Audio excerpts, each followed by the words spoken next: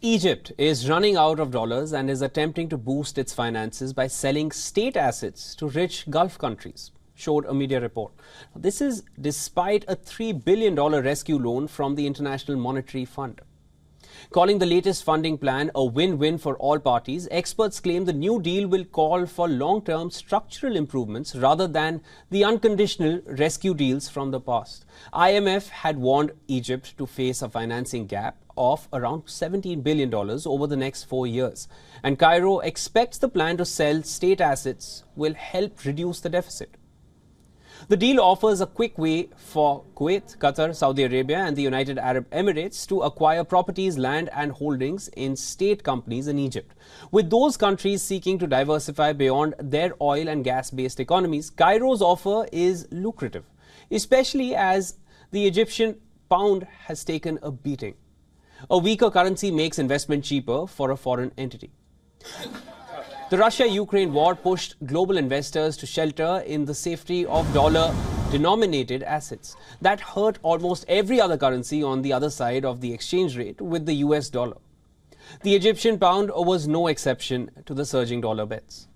Egypt has become an appealing investment destination for Gulf countries due to a sharp devaluation of its currency and lucrative offers provided by President Abdel Fattah al-Sisi.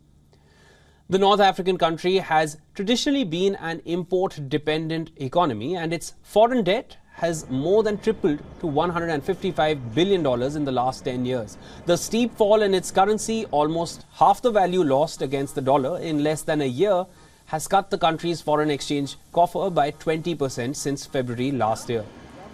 Over 80% of the country's forex reserves of $34.2 billion are deposits from wealthy Gulf allies.